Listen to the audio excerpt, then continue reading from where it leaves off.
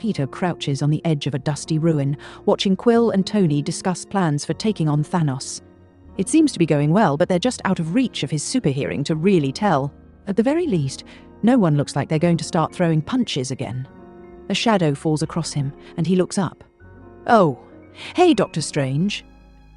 "Mr. Parker," Strange says with a gentle nod, coming up to stand beside him. He's been withdrawn and resigned since he looked into the future.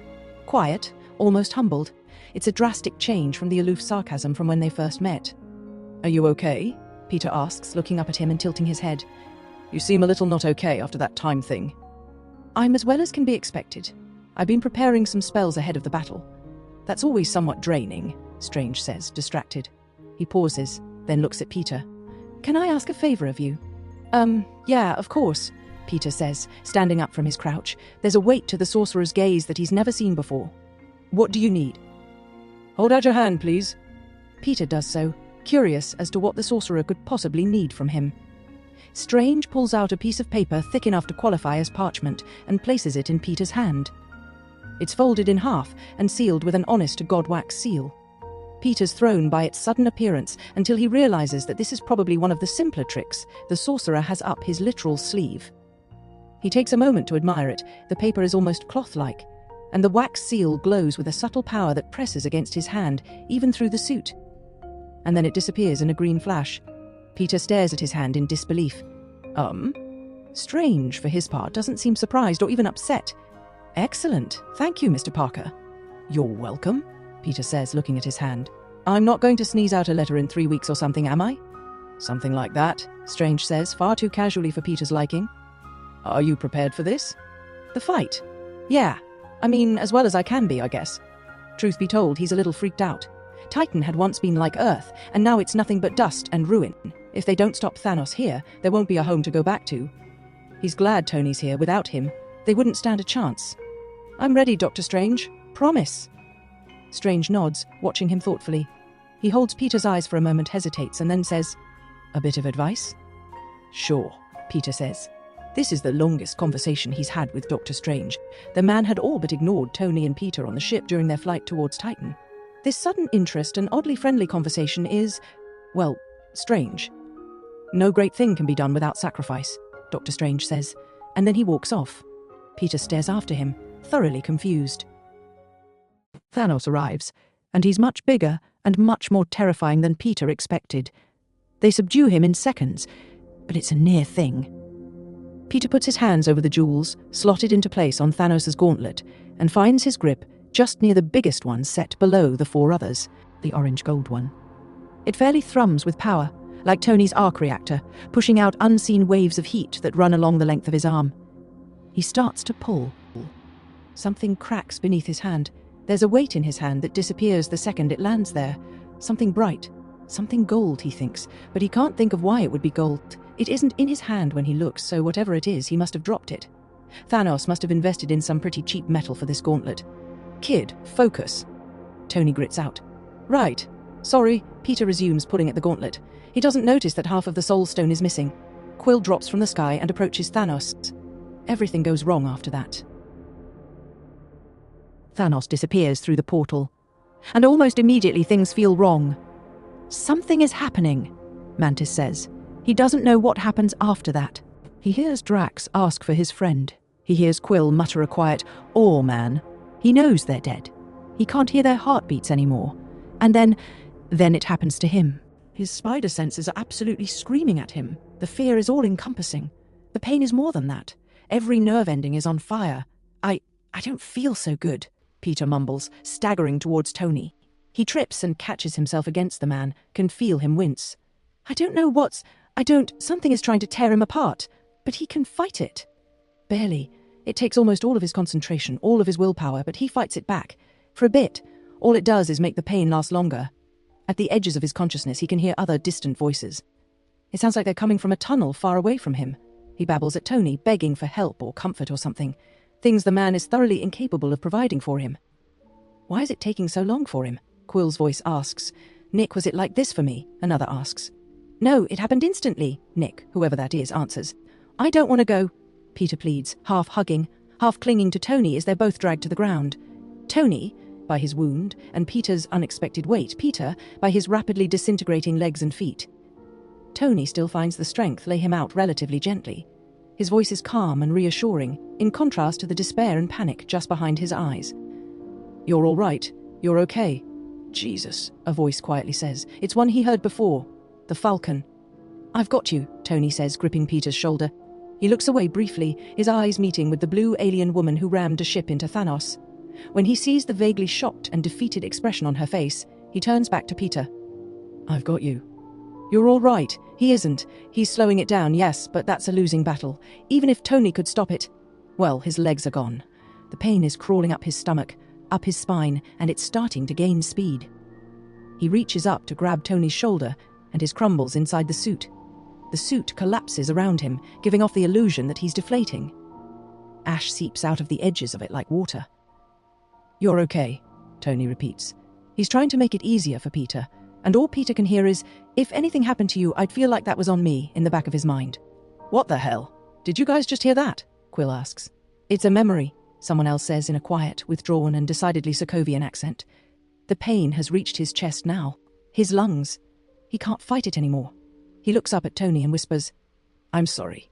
The last thing Peter sees is Tony's horrified, heartbroken expression leaning over him. The guilt in his eyes is almost worse than the burning pain that's taking Peter apart piece by piece. The world starts to go dark. There's a flash of gold and green. For one moment he finds himself standing amongst the Guardians and others. Falcon, the Winter Soldier, Scarlet Witch, Black Panther and Princess Shuri, others he doesn't recognize. They all stare at him, some confused, others concerned. And then there's Doctor Strange. The look he gives Peter is pure pity, and more than a little guilt. And then darkness again. It feels like blinking, an extended period of nothingness that ends as abruptly as it begins. One moment there's nothing, the next there's light. A dingy yellow light that covers brick walls, cement floors, and an obscene machine that he's been attached to. Reality crashes upon him with all the subtlety of an asteroid strike. Sights, sounds, smells. His senses come alive all at once, overwhelming him. The first thing he feels is an agonizing, white-hot pain, as if every cell in his body is being torn asunder piece by microscopic piece and put together again. The first thing he hears is his own screams of pain. He can't stop them, frankly, he's barely aware of them. He's trapped inside something. A tube? Smaller. A glass coffin, maybe, he isn't sure. He knows he's trapped, he knows he's alone, and suddenly he's back at the warehouse again. He starts to fumble inside the glass tube, hits it once, twice, and shatters it from the inside with a heavy, desperate flail of his hand. Glass falls to the dingy floor beneath him, and he can hear things now. People are nearby, speaking to one another. "Is that a kid?" a voice asks, deep and tinged with worry. Whoever it is, they're close. Peter ignores them completely. He hauls himself out of the machine, some sort of strange pod thing, and takes stock of himself. He's not in his suit. Why isn't he in his suit? He braces himself against the machine and tries to calm his breathing. God, his head hurts. His face is covered in dirt, grime and dried blood, and his clothes are covered in the same. It looks like he just crawled out of his own grave. Honestly, it feels like it too. His body shakes and trembles with phantom pain from whatever Thanos did. The room he's in is in full chaos as he hauls himself up. There's cries, shouts, gunfire, and sounds of fighting. It starts to die down, and he realizes he should probably not stand in the middle of a gunfight where one side is clearly losing. He shudders, staggering forward, and trips over his own feet. He's caught by a strong pair of hands and gently lowered into a sitting position on the ground. His spidey sense isn't going off, which is a good thing. He's weak as a kitten right now. He won't be able to defend himself. "Easy," a woman says. Her words are gentle and carry a slight accent that he can't place. He looks up at her, blinking at her owlishly. She's wearing armor from toe to neck, all of it in a style that vaguely reminds him of Thor's Asgardian armor, but also clearly follows a different aesthetic. Something closer to Greek myth, he thinks. She's easily just as strong as Thor, too. She handles his weight as if he weighs no more than a feather. She watches him carefully, sharp blue eyes looking him over from a beautiful face framed by black hair. Her eyes soften just a bit. "Easy," she repeats, pressing a hand on his shoulder when he tries to stand. "Don't try to move too much." Peter nods dumbly, slumping back against the wall. The room spins on a tilted axis, and his ears ring. "Hold this for me," the woman says, handing Peter a golden rope. Peter takes it on autopilot and looks it over. It feels heavier than a regular rope, and there's a strange tingling sensation along his arms when he grabs it.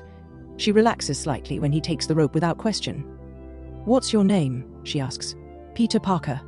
"I'm called Wonder Woman," the woman says.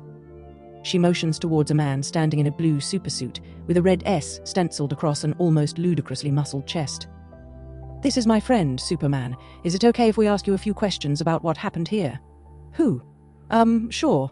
I'm kind of confused right now, though." "That's fine. It won't take long." She stops, considers him, and her expression softens again. "We'll get you somewhere safe after we're done here. I promise." Peter believes her, and hopes she isn't evil. The man in the suit with the red S across his chest asks, "Were you the one inside the machine?" "Yeah," Peter answers, almost without realizing it. "Yeah, it hurt." An odd look is exchanged between the two of them before the woman speaks again. She motions towards the unconscious men on the ground. "He's not what I was expecting," Superman says quietly in the background, half to himself. "Do you know any of these people?" Wonder Woman asks. Peter stares at the unconscious bodies strewn across the floor. They look odd, half-human at best, with bat-like features. "No, not at all. I have no idea where I am. I don't think I'm supposed to be here. I don't even know where here is, and Tony's going to be worried." "What's the last thing you remember?" Wonder Woman asks. "Dying," Peter says immediately. The memory rises up and his eyes glaze over. He can almost taste the dust in his mouth, in his throat. Tony was trying to help, but I was already dying, and I didn't want to, because he always said if anything happened to me, he'd blame himself, but and there was this dust, and he looked so scared, but he was trying to keep from showing it, because he knows I freak out when he does." "That's enough, Peter," she says, gently gripping his shoulder. Superman frowns, looking at the machinery around the room. "I think they actually pulled it off. They brought someone back from the dead." "But why him?" Wonder Woman asks. "He's clearly not associated with them." "To test it, most likely," Superman replies. "They weren't going to try it on their cult leader right away. Most of them didn't think it would work." "That's not what they said last time we broke into one of their hideouts. They found their leader's body. They had it ready. And now the machine is destroyed and they used it on a kid." "It doesn't make sense," Wonder Woman insists. "We need to bring Batman into this. I tried to call him, but he didn't answer. Something's happening in Gotham," Superman starts. "There they are," a voice cries out. The sounds of boots pounding the ground soon follows, and dozens of men charge into the room, some armed with rifles, others with decidedly more esoteric weapons. Wonder Woman snaps into action, turning to face the new threat head-on. She shifts her stance, placing herself firmly between Peter and the flood of bad guys. A man in shifting dark armor, brimming with dark energy, grins at Wonder Woman, squaring up to face her. Purple lightning crawls down his arms and hands, gathering in his palms. "Hello," he hisses. "I'd like a rematch." "Peter, stay down," Wonder Woman orders, pulling the shield off her back. "Yeah, you got it. He should get up and help." "He can't. He's close to blacking out." Wonder Woman leaps into battle, trading blows with the man. She has the upper hand, constantly beating him back and away from Peter and the weird machine he's leaning against. The two move so quickly that Peter loses track of them completely. Superman is handling his own foes, and the only thing slowing him down are the sheer number of bad guys. Yeah, he needs to get up and help. He centers himself, braces himself, and stands up, doing the one thing Wonder Woman told him not to do, and he does it just as the man in dark armor lets loose a blast of eldritch energy at Wonder Woman. The spell misses her completely. It does, however, hit Peter full force in the chest. It's a bit like taking a Hulk-sized kick straight to the stomach, and he flies backwards. A second errant spell, this one aimed at Superman, clips against one of the eldritch machines behind Peter, knocking a lever into place. A black and purple portal tears itself open in behind Peter, and he flies through it. The world shifts around him. The portal collapses. He flies into a dirty brick wall, bounces off of it, and lands hard on his hands and knees. Since he's barely recovered from dying, it hurts worse than it should, and it takes him a minute or two to gather his wits. It takes him 5 more to stand up and brush himself off. His clothes are covered in ash and dust. He stumbles out of the alley into the fading evening light and braces himself against a street sign near one of the only functioning streetlights. Park Row. He doesn't recognize the street. He looks up and down the block and realizes he doesn't recognize that either. The skyline is all wrong for New York. No Stark Tower, no Empire State Building, or anything he can recognize from here. So he definitely isn't back home, which is a shame. And also very typical for his luck. He sees a man across the street, standing outside a garage door smoking a cigarette. The man looks exhausted and irritated, probably a cab driver. Peter's never met a happy cab driver in his life. Hey, Peter calls out. His accent comes out thicker than intended. Normally he has a good handle on it, but his head is still throbbing. Where am I? Gotham, New Jersey, you goddamn idiot, the man calls back. He huffs, tosses his still-lit cigarette on the ground in front of himself and mutters, just loud enough to be heard, "Fucking New York tourists." Why the hell is he in New Jersey? Peter wonders, casually flipping the man off and walking away. Is this one of Dr. Strange's tricks? It must be. He must have done something, cast some sort of spell that interrupted Peter's death and sent him here. And here appears to be Earth, but not the one he's familiar with. An alternate Earth, then. Is that what happened to everyone who got dusted? A part of him hopes so, because right now, standing alone in the bad side of town in Gotham City, he's completely out of his depth. A newspaper machine, half broken, catches his eye. Gotham Times is stenciled along the sides of the machine itself. The paper inside shows the headline Mayor approves controversial truancy law. Beneath that, another, Teens beware. Truancy will take you to juvie. A few other articles pepper the front of it. A stark rise in crime. Something about a Wayne Juvenile Defense Fund being formed in response to the new. And finally, a weather report. The sun isn't due to shine in Gotham for the next 2 weeks, apparently. Great. Here's where things get odd. The date in the corner is 2.5 months after the fight on Titan. It's late summer edging into fall right now. Dr. Strange didn't just send him into an alternate timeline. He sent him through time as well, which would make sense. He is a time wizard. Or, rather, he was a time wizard. Peter has the distinct feeling that Dr. Strange didn't survive Titan. He doesn't want to think about Titan right now. Peter sighs, fidgeting in place. His headache has not lessened at all. It's only getting worse. He ducks inside the nearest building, a half-burned restaurant, judging by the rusted signs bolted to the concrete walls, and stops to take stock of himself and his situation. Right.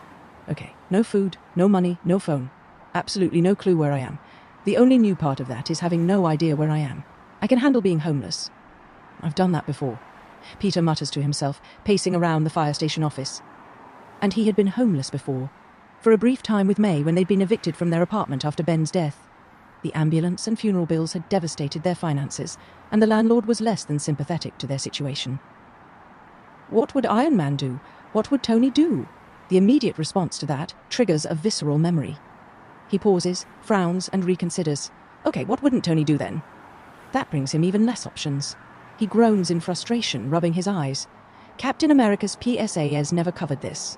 And then, in near-perfect mimicry of Steve Rogers' voice, "So you've died and come back to life in an alternate universe where no one knows who you are, and all of the superheroes have really obvious names." Okay, focus. He's getting away from himself. He covers his face with his hands, blocking out the evening light coming in from the window, and takes a deep breath before letting it out slowly. "What would Rhodey do?" he asks. And then, as if the man is standing right beside him, he can hear, "It's common sense time with Uncle Rhodey. If you're lost somewhere without help, get the basics first. Shelter, water, and food. In that order. The rest can wait." Right. Shelter first. He can't just wander around in what is obviously the bad side of town at night, in the rain, and expect to get out of it unscathed. He needs to find some place to hunker down until someone can find him. Peter takes a deep breath and steps back out into the Gotham night.